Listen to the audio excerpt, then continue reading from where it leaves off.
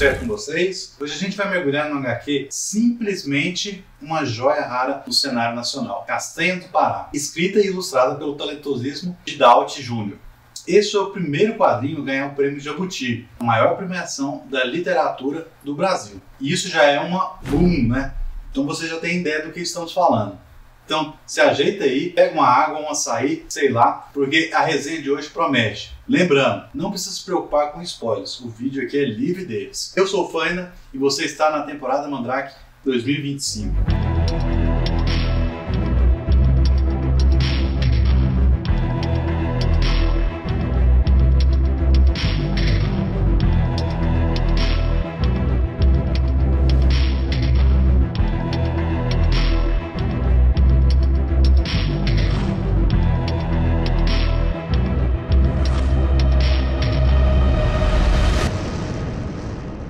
Para começar, deixa eu te perguntar uma coisa. Você já ouviu falar do mercado Ver-o-Peso, lá em Belém do Pará? É um dos lugares mais icônicos da cidade e também um dos cenários mais vivos e cheios de contrastes do Brasil, pois é justamente nesse cenário que se passa a trama de Castanha do Pará. A gente acompanha o dia a dia da vida do Castanha, um menino que vive nas ruas, que tem, olha só, cabeça de urubu. Isso mesmo, cabeça de urubu. Mas calma que isso tem todo um simbolismo. Castanha é um garoto em situação de rua, invisível para a sociedade, ignorado por quase todo mundo. E o urubu, como a gente já sabe, é uma ave que vive dos restos, do descarte. Então, já entendeu, né? A metáfora aqui é fortíssima. E é como se Gidalt estivesse gritando: "Ei, olha essas crianças que vocês fingem que não veem", mas fique bem claro, isso é uma forma de interpretação nossa. O próprio Gidalt já disse que evita falar sobre esse assunto e que as pessoas simplesmente têm que aceitar que o menino possui uma cabeça de urubu e é isso.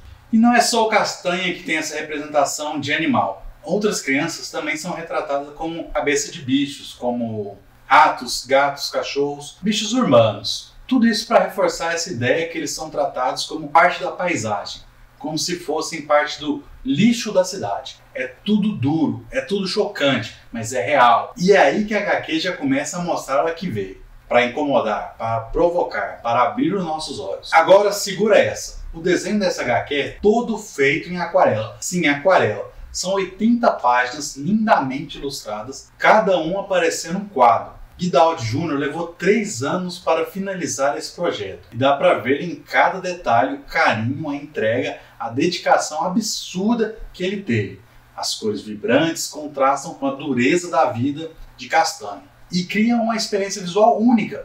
É tipo um soco no estômago e um abraço depois, sabe? Aliás, vamos falar um pouco do Gidalt Júnior.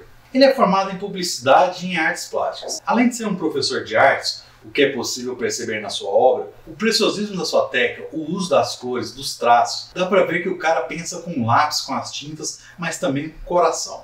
O estilo do traço é delicado, ao mesmo tempo expressivo. Ele não busca um realismo extremo, mas também não vai para o lado caricatural da coisa. Existe uma linguagem própria que mistura o lúdico com o trágico, o belo com o triste. E isso é reforçado pela escolha de representar os personagens com cabeça de animais, como a gente já falou inicialmente. Mas também pelo uso das suas cores e da luz. A HQ tem momentos em que tudo parece iluminado, pôr do sol quente de meio-dia e outras em que a sombra toma conta. Mas essa oscilação reflete o estado emocional do personagem e da cidade que o cerca. E a história? A narrativa é inspirada num conto chamado Adolescente Solar, de Luizan Pinheiro. Mas o que o Gidalt faz aqui é criar uma nova camada, uma linguagem própria, onde o texto e a imagem se fundem de forma quase poética. Não é uma história de super-herói nem de ficção científica, muito menos de ação. É uma história do real, do Brasil, do que a gente vê e prefere não ver. Castanha vaga por uma Belém num dia comum. Ele passa fome, sofre repreensão, tenta sobreviver como pode. E no meio disso tudo, ele ainda encontra espaço para brincar, para sonhar, para se encontrar com o mundo ao redor. Tem uma cena linda dele brincando na chuva que é de arrepiar. É o tipo de momento que faz a gente lembrar que por trás de toda aquela dor ainda existe uma criança que sente, imagina, que resiste. Os diálogos da HQ são carregados de gírias e expressões locais, bem do jeitinho que fala em Belém. Isso dá um realismo absurdo. Parece que até que você tá ali ouvindo a conversa dos moleques na rua. Essa escolha também é um baita acerto para Valorizar a cultura local. A gente está acostumado a ver tanta história gringa nos quadrinhos, né? Mas aqui o Brasil está retratado com verdade, com alma, com cheiro de tucupi e som de carimbó. Agora se liga nisso, o nome Castanha do Pará não é só uma referência à castanha não, viu? É também um jogo de palavras com o nome do personagem e a origem dele. É um nome que remete à terra, à natureza, mas também à resistência, à dureza. A castanha é um alimento forte que precisa ser quebrado para ser acessado, igual ao castanho.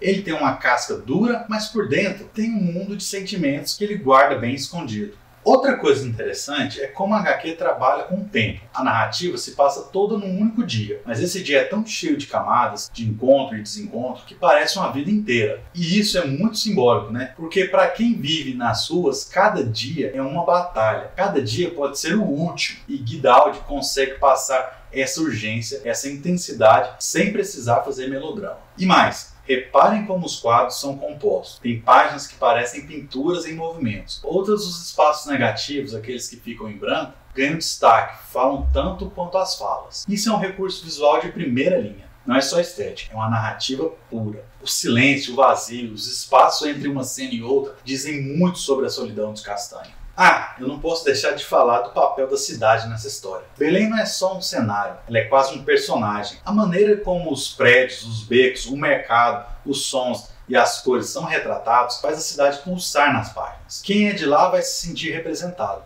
e quem nunca foi vai querer conhecer. Como eu disse, Castanha do Pará também ganhou prêmios importantes, como o Jabuti, que nos lembra que uma boa obra sempre tem algo a dizer. E essa aqui tem muito a dizer sobre infância, sobre abandono, sobre desigualdade, mas também sobre a beleza, sobre a arte, sobre a esperança. É um daqueles quadrinhos que dá vontade de sair indicando para todo mundo depois que a gente termina. E olha, se você é um do tipo que curte HQ, faz pensar, que mexe contigo de verdade, essa é uma leitura obrigatória. Mas já vou avisando, não espere uma história com final feliz, clichê, com grandes reviravoltas. O grande barato de Castanha do Pará é justamente mostrar a vida como ela é, crua, difícil, mas também cheia de pequenos momentos de ternura. No fim das contas, essa HQ é um chamado para a gente olhar para o lado, para enxergar quem a gente costuma ignorar. É um convite à empatia, à escuta, à ação. Porque a arte também serve para isso, não é mesmo? Para nos tirar da nossa zona de conforto, para colocar em contato com o que realmente importa. E você, já tinha ouvido falar de Guidaldi Júnior antes? Já leu algo dele ou sobre ele? Se não, fica de olho, porque esse cara ainda vai dar muito o que falar. Nós precisamos de mais autores como ele no cenário nacional. Gente que usa o quadrinho para contar histórias que importam, com arte de verdade e muita coragem.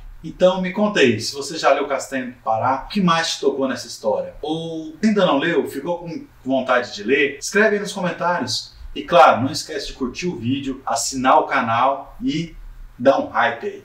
Até a próxima, galera. Valeu!